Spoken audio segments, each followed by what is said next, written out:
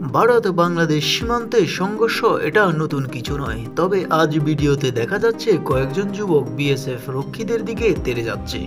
তারা বলছেন গুলি কিউ মারা। ভারত বাংলাদেশ সীমান্তে এই সংঘর্ষের ছবি ভাইরাল। মারমুখী ওই যুবকের সামনে দাঁড়িয়ে কয়েকজন সীমান্ত রক্ষী। ভারতের সীমান্তে বিএসএফ এর দিকে তেড়ে যাওয়া ওই যুবকরা বাংলাদেশি বলে অভিযোগ। হামলার ঘটনা ঘটে ত্রিপুরা কৈলাসহরে। আগরতলা সংবাদ মাধ্যমের খবর, কৈলাসহরে মাগরুলি গ্রামে পঞ্চায়েতে বাংলাদেশির বিএসএফ এর সংঘর্ষ হয়েছে। সীমান্তের কাছে ওই সংঘর্ষের জেরে এলাকা উত্তেজনা।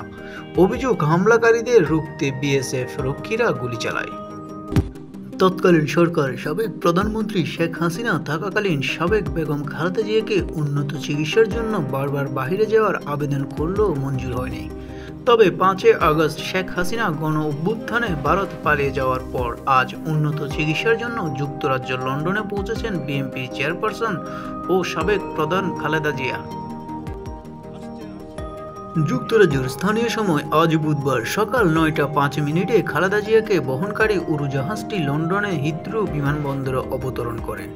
খালেদা জিয়াকে স্বাগতম জানাতে তার বড় ছেলে বিএনপির ভারপ্রাপ্ত চেয়ারম্যান তারেক রহমান ও পুত্রবধূ জুবাইদা রহমান বিমানবন্দরে উপস্থিত হয়েছেন। বাংলাদেশের দ্বাদশ জাতীয় সংসদ নির্বাচন, যার জন্য তাকিয়ে আছে রাজনৈতিক দলগুলো। তবে 2024 সালে তৎকালীন সরকার সাবেক প্রধানমন্ত্রী শেখ হাসিনাকালীন তার অধীনে নির্বাচনে অংশগ্রহণ করেননি বিএনপি।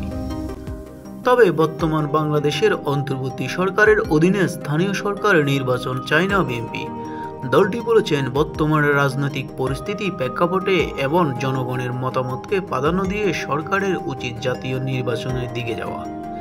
একই সঙ্গে জুলাই গণ অভ্যুত্থানের ঘোষণাপত্র নিয়ে প্রশ্ন তুলেছেন দলটি। গত সোমবার রাতে রাজধানীর গুলশানে দলের চেয়ারপারসনের রাজনৈতিক কার্যালয়ে বিএনপির সর্বোচ্চ নীতি নির্ধারণী জাতীয় স্থায়ী কমিটির বৈঠকে দলটির নেতারা এসব কথা বলেন।